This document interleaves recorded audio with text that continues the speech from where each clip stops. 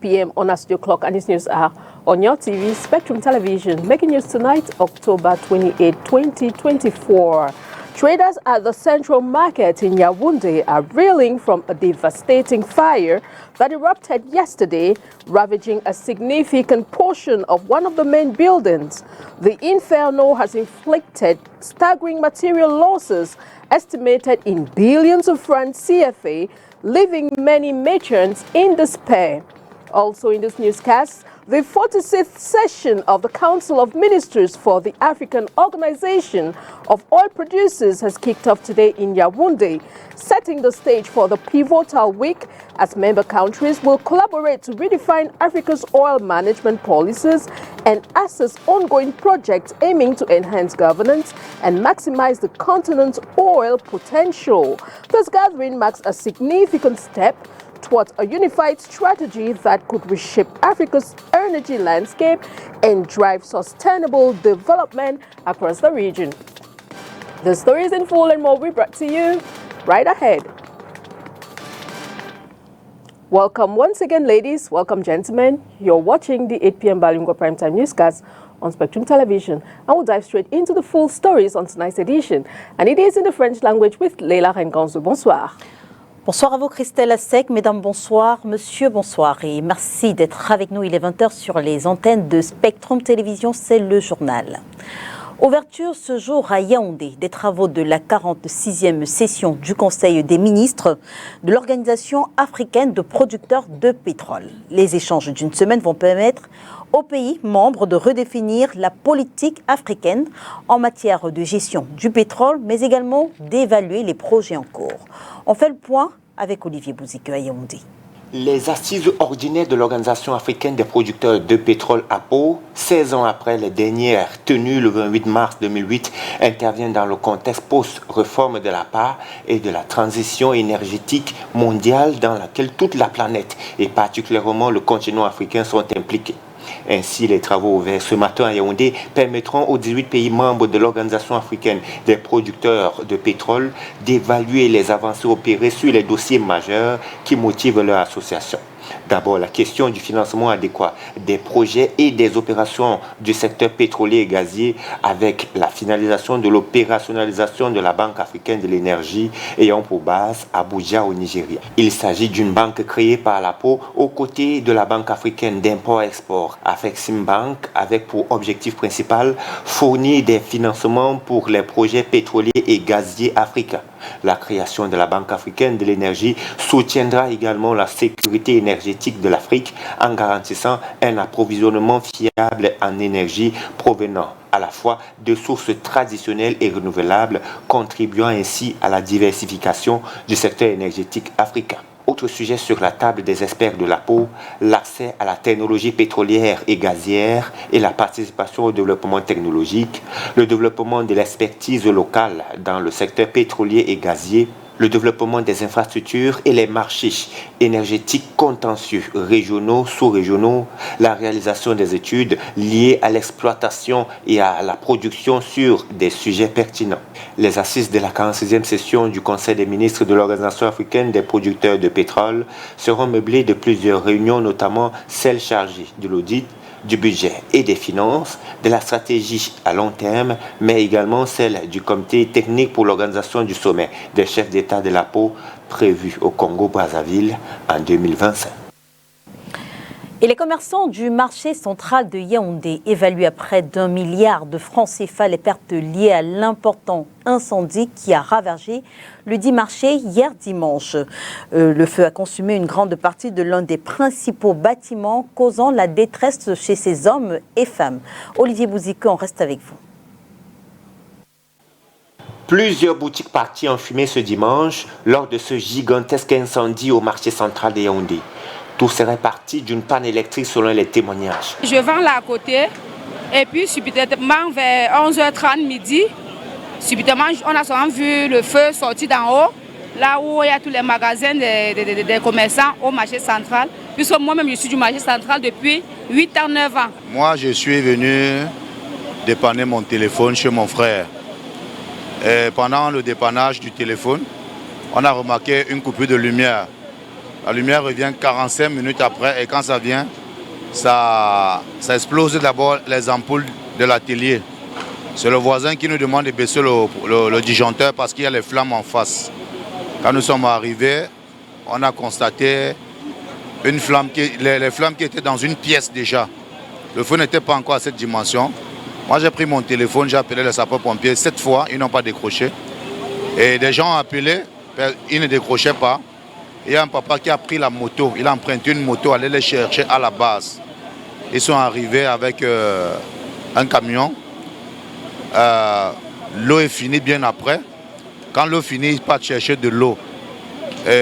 Ils reviennent 45 minutes après. C'est comme ça que les flammes ne font que s'empirer. Les sapeurs-pompiers arrivés urgemment ont manœuvré pendant des heures avant de stopper les flammes. Les propriétaires des magasins consumés sont désespérés. Les pertes sont énormes. Bon Dieu merci, il n'y a pas eu de pertes humaines. Il n'y a pas eu de perte de vie humaine, mais il y a eu des grosses pertes. Les gens ont perdu des marchandises. Là on parle des milliards. C'est beaucoup de marchandises. C'est beaucoup de marchandises. Moi, j'ai vu des gens s'écrouler là. Ils sont justement arrivés dès qu'ils ont vu le feu, ils se sont écroulés, les concernés. On était tellement choqués. On ne s'attendait pas à ça. Il n'y avait même pas moyen tellement le feu est venu brusquement. Quand même les gens qui buvaient en fui, ils n'ont rien récupéré. Personne n'a rien récupéré. Des mesures seront prises pour secourir les victimes afin d'amortir leurs pertes, selon les autorités administratives descendues sur place. Despite ongoing motorbike riders' restriction to circulate in the Bonanjo, Bonaprizo and Bali neighborhood, disorder persists as riders ignore these rules. In response, the local authorities have deployed the council police to restore order and address rising safety concerns linked to this motorbike disorder. Onila Donet has the story. Bonanjo, Bali and Bonaprizo remains restricted zones for commercial motorbike riders. Despite these orders, some riders continue to violate the regulations. In response, the Douala Urban Council has deployed municipal police to enforce law and order. Au départ, nous étions pour la sensibilisation et demander aux motos pour le refoulement. Ça, c'est ce qui se passait dans... We started with sensitization, but we noticed that commercial bike riders, every time we requested them to stay off restricted areas, they forced on in numbers. Now we have moved to repression. The city mayor has installed billboards. At the level of the cathedral, there are billboards to restrict commercial bike riders from circulating in Bonanjo. We've installed billboards at the level of each entrance into Bonanjo. Du côté de la place de Beseke, la plaque est aussi au pied de la colline. On a mis ces plaques pour interdire aux motos de circuler ici. Only taxi and personal vehicles are permitted in this area, and all vehicles must possess specific documentation. Pour avoir accès dans la zone de Bonanjo, To have access, you need to have an insurance, driver's license, car registration document. You need to photocopy these items and deposit them at the mail services of the Douala Urban Council or the Governor's Office or the Senior Divisional Officer's Office to request for authorization to circulate. You precise the job you're doing in Bonanjo. You'll be given a receipt which you can use before getting a document to freely circulate. recevoir et vous donner un laissez-passer. Commercial motorbikes can only access areas up to the cathedral. Au taxi, non. It is prohibited for commercial bike riders, even if they have all the documents. They are prohibited from circulating in Bali, in Bonaprizo, in Bonanjo. They should not try. These rules were laid down with aim to reduce crime following several attacks carried out by individuals on motorcycles. And as the world celebrates Global Media and Literacy Week, our reporter went down to explore social media's mixed impact on literacy. While platforms like Facebook and Instagram can boost reading and writing skills, they also contribute to misinformation and challenge responsible engagement. Onila Donet has the rest of the story for us.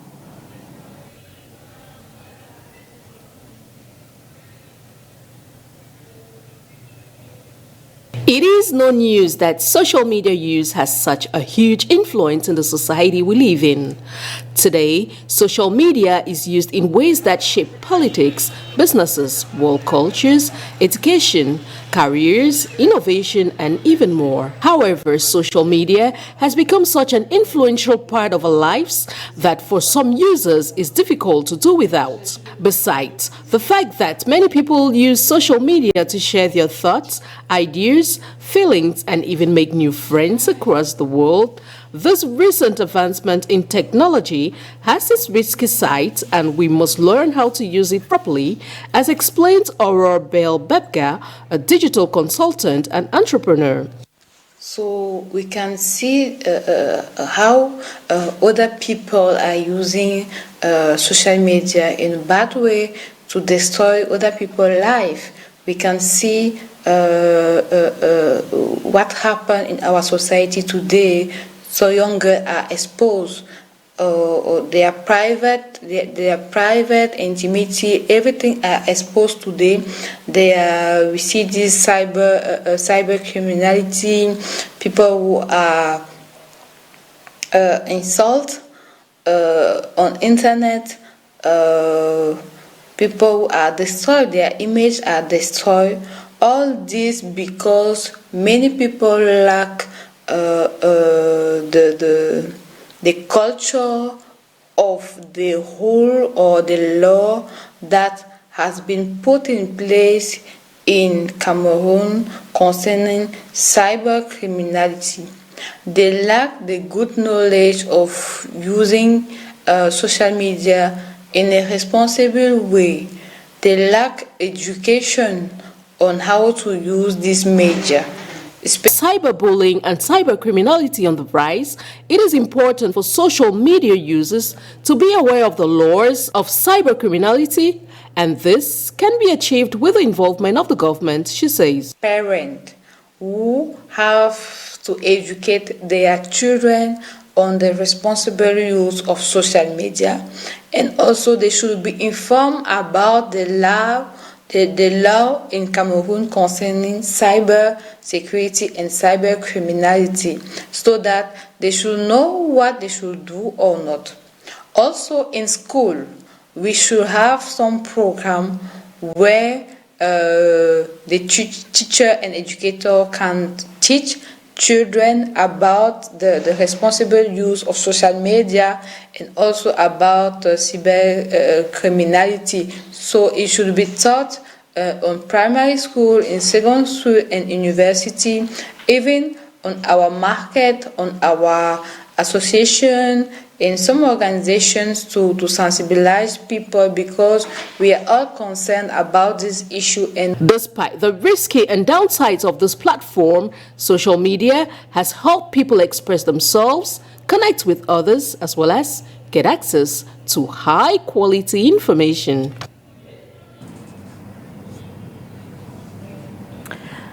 L'éducation, comment construire l'avenir de nos enfants? C'est sous ce thème que s'est déroulée le week-end dernier à Douala la 4e édition de l'excellence scolaire Bona Moussadi.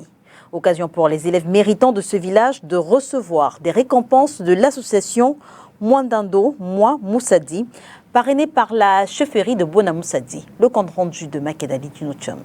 4e édition au chef du village. C'est ici, à la place de la mairie de Douala 5e, que s'est déroulée le 26 octobre 2024 la cérémonie de récompense des meilleurs élèves du village Bona Moussadi à Douala. À l'origine de cette initiative, l'association Mwandando Mwa Moussadi, un collectif de fils et filles de Bona Moussadi. Et pour la 4e édition de cette remise de prix aux enfants méritants baptisés Excellence scolaire de Bona Moussadi, les différents lauréats ont reçu des kits scolaires et enveloppes d'un montant global de 3,5 millions de francs CFA.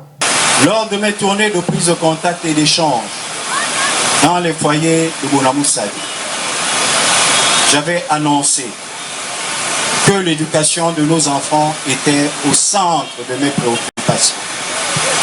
À tous les parents ici présents, à mes chers enfants, retenez ceci. L'éducation est un ascenseur social, car il permet de donner à chacun la chance de réussir dans sa vie. Que l'on vienne d'un milieu pauvre, modeste ou riche, c'est à travers l'éducation qu'on peut changer son destin. On ne vous trompe pas, il n'y a pas d'autre voie.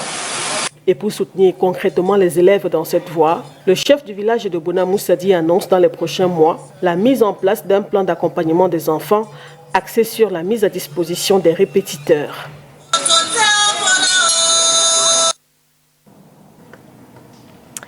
Et avec VOA, nous faisons à présent le round-up de l'actualité africaine. Au Tchad, les djihadistes de Boko Haram ont mené une attaque dans la région du lac Tchad, à la frontière du Nigeria, et tué une quarantaine de militaires tchadiens. La présidence tchadienne annonce une opération pour traquer les assaillants. Au Mozambique, l'opposition demande un nouveau comptage des voix, évoquant une multitude d'irrégularités. La commission électorale a déclaré Daniel Chapo, du Frélimo, au pouvoir, vainqueur avec près de 71% des suffrages. Les gardes-côtes tunisiens ont repêché les corps de 15 migrants au large des villes de Malouleh, Salakta et Tcheba. Le mois dernier, les corps de 13 migrants d'Afrique subsaharienne ont également été retrouvés dans la même zone. En visite d'État au Maroc, le président français Emmanuel Macron et le roi Mohamed VI vont sceller leur réconciliation. Les liens entre Paris et Rabat sont profondément distendus par 3 ans de brouille. And still on our international page, the youngest voters in the U.S. presidential election, known as the Gen Z, range from 18 to 27 years old. This dynamic generation is not only learning to vote, but also actively canvassing door-to-door for support. More of the story with our Voice of America partners. Thank you, our first mock voter, yay! Student leaders at Montgomery College in Rockville, Maryland recently set up a mock polling booth with sample ballots and invited election officials to conduct voter education. It's an effort to get students ready to vote in the November U.S. presidential election. Today's event was all about voter education and letting people see the polls, see what they were going to experience at the polls. Participants like Akian Demang seem appreciative. I just want to see how it feels like voting for the first time, because this is my first time voting for the actual presidential election. I want to see what is the procedure. These young voters care about a range of issues.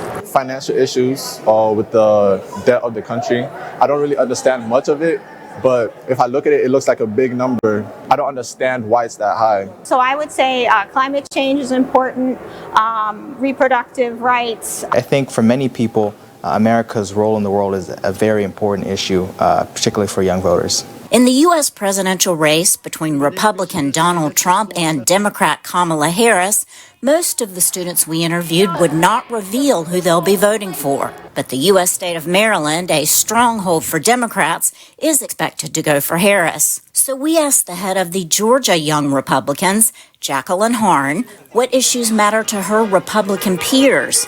For many, she said, it's about the economy.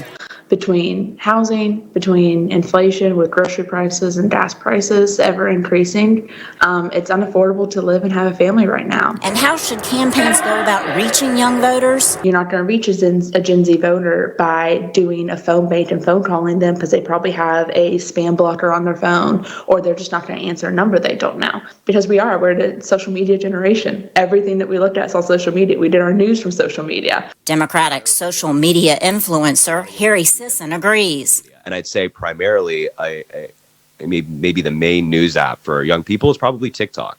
That's my main platform. And, whatever reason that may be, I think it's mostly because it's digestible. A lot of these news segments that you see on TikTok are 30 to 60 seconds.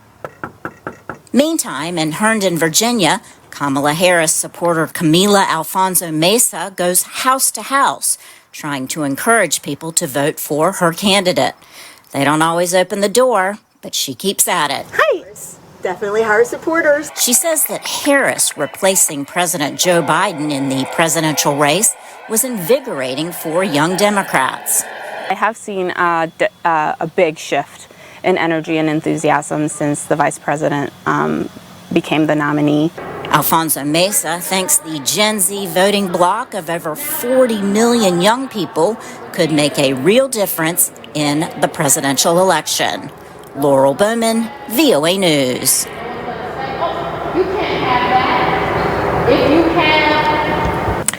Et puis sport, la deuxième édition du tournoi ITF J30 Douala a débuté ce lundi sur les cours du complexe sportif d'Oyebok Tennis Academy de Kakesouza, c'est près de la ville de Douala. 16 rencontres se sont disputées ce jour au lendemain des finales de la première semaine qui ont vu les sacres de Daniel Ekanko chez les garçons et Serena Foku chez les filles. On fait le point de toutes ces activités avec vous, Makedali Dinochum. Les premiers coups de raclette de la deuxième semaine du tournoi international de tennis junior ITF G30 Douala ont été donnés ce lundi 28 octobre 2024 sur les cours du complexe sportif de Yebok Tennis Academy à Kakesouza, près de Douala.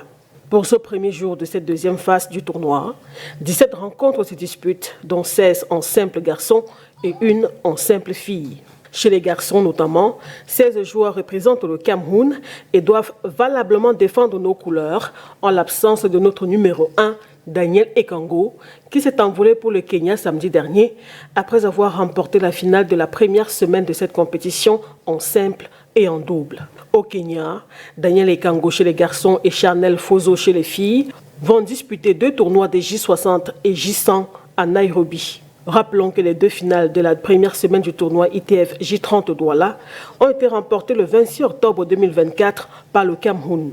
Daniel Ekango a battu le Tunisien Oussem Kemiri par 6-4 et 6-0 chez les garçons. Je suis très content d'avoir remporté cette première semaine. Je me suis battu jusqu'au bout pour obtenir ce que je voulais. Et je félicite aussi à mon adversaire parce qu'il s'est pas mal battu. J'ai été mené 4-2 au premier set, mais j'ai dû su comment gérer le match jusqu'au fond. J'encourage surtout mes amis qui vont rester là pour compétir à la deuxième semaine. J'ai beaucoup de courage à eux. Chez les filles, Serena Foku a dominé Lei Oyebok par 6-3, 2-6 et 6-2. J'ai fait la finale contre Oyebok Lee. Elle a été très forte, mais j'ai su gérer le match. La suite, je vais plus m'appliquer pour gagner aussi les 3 autres. En double, la paire Charnel Fozo Lei Oyebok a battu le duo d'Elise Manansop, Ange Guilleteux chez les filles. Bien. Je ne sais pas ce que j'ai fait, c'était Chanel qui est à côté de tout. Donc, si j'avais la chance, je finissais sur mon poulet. Alors, en simple, tu as perdu. Qu'est-ce qui s'est passé? J'étais fatiguée, vraiment fatiguée. Est-ce que ton adversaire jouait bien par rapport à toi? Elle jouait vraiment bien. Elle était laisse-moi discourager et laisse-moi arrêter. Je suis vraiment fière de moi-même, malgré que je n'ai pas eu la coupe en simple. Je me suis vraiment battue en double et pour prendre ma place en fait. Enfin, la paire Daniel Ekango, David Beckles s'est imposé face au duo Ben Youssef, Fadil Zambou. Ce tournoi s'achève ce 2 novembre 2024. Rideau sur le 20h, mesdames et messieurs, merci de nous avoir suivis. On se retrouve dès demain 20h sur les antennes de Spectrum Télévision, si bien sûr Dieu veut. Bonsoir à vous, Christelle Asek. Good night to you, Leila Rengonzo. Good night, televiewers. Thanks for watching. We appreciate your time with us. Do enjoy the rest of your evening in very interesting programs on your TV, Spectrum Television. Good night.